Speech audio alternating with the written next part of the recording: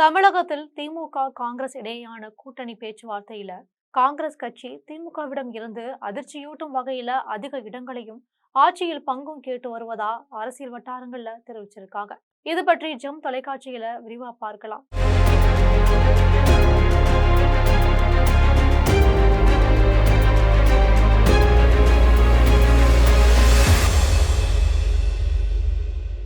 தற்போதைய அரசியல் சூழல்ல காங்கிரஸ் தலைமை தனது மாநில கிளைக்கு கொடுத்துள்ள வழிகாட்டுதல்களின்படி திமுகவுடன் கூட்டணி பேச்சுவார்த்தையின் போது முன்வைக்கப்படும் கோரிக்கைகள் வழக்கத்தை விட மிக அதிகமாக இருப்பதா சொல்லப்படுது.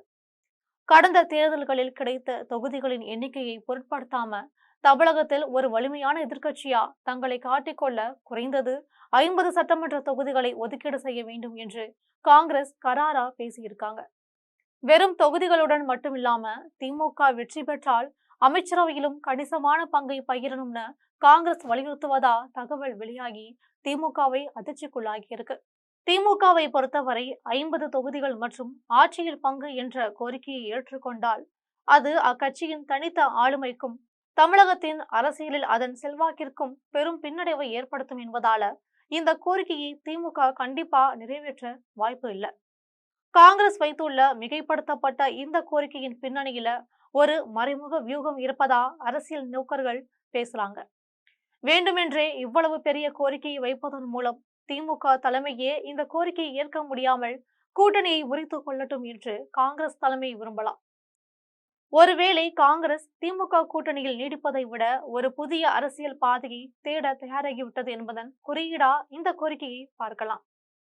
காங்கிரஸ் கட்சியின் இளைய தலைவர்களான ராகுல் காந்தி மற்றும் பிரியங்கா காந்தி ஆகியோரின் பார்வை தமிழகத்தில் திமுகவை தாண்டி நடிகர் விஜயின் தமிழக வெற்றி கழகம் மீது விழுந்திருப்பதா டெல்லி அரசியல் வட்டாரங்கள் தெரிவிச்சிருக்காங்க. நீண்ட காலமா மாநில கட்சிகளின் நிழலில் இருக்கும் நிலையை மாற்றிக்கொள்ள காங்கிரஸ் விரும்புவதா சொல்லப்படுது. திமுகவுடன் கூட்டணி வைப்பதற்கு பதிலாக மக்கள் மத்தியில் நேரடி ஈர்ப்பு வைத்துள்ள விஜயின் கட்சி ஒரு புதிய அரசியல் மாற்றத்திற்கான வாய்ப்பாக வழங்கும் என்று ராகுல் காந்தி பிரியங்கா நம்புவதாகவும் அதனால அவர்களுடன் கூட்டணி வைக்க ரகசியம் முடிவெடுத்து விட்டதாகவும் பரபரப்பான தகவல் வெளியாகியிருக்கு. கூட்டணி பேச்சுவார்த்தைக்காக காங்கிரஸ் கட்சியில் அதிகாரப்பூர்வமா 5 பேர் கொண்ட குழு அமைக்கப்பட்டிருந்தாலும் இந்த கோரிக்கைகள் மற்றும் ரகசிய நகர்வுகள் அந்த குழுக்கள் வெறும் கண்துடைப்பாக மட்டுமே இயங்குகின்றதோ என்ற சந்தேகம் எழும்புது. தொகுதி பங்கீடு மற்றும் கூட்டணி தொடர்பான உச்சபட்ச முடிவுகள் டெல்லியில் ராகுல் பிரியங்கா தலைமையிலும் சென்னையில மு.க. ஸ்டாலின் தலைமையிலும் தனிப்பட்ட முறையில எடுக்கப்படுவதால இந்த குழுக்களின் பேச்சுவார்த்தை வெறும் பேசு பொருளாக மட்டுமே இருக்கும்னு சொல்லப்படுது. அரசியலை பொறுத்தவரை அதிகாரப்பூர்வமான தேர்தல் ஒப்பந்தம் நிறைவேறும் வரை எந்த ஒரு கூட்டணியிலும் எதுவும் நடக்கலாம்.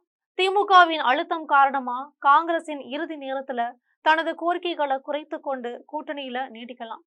இல்ல அப்படின்னா காங்கிரசின் அழுத்தம் காரணமா திமுகவே வேறு ஒரு கூட்டணியை அமைக்கும் முடிவுக்கு செல்லலாம்.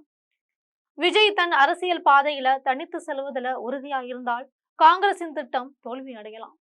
எது எப்படியாக இருந்தாலும் காங்கிரசின் 50 தொகுதிகள் மற்றும் ஆட்சியில் பங்கு என்ற கோரிக்கை தமிழக அரசியல்ல ஒரு பெரிய புயலை கிளப்பியிருக்குன்னு தான் சொல்லணும்.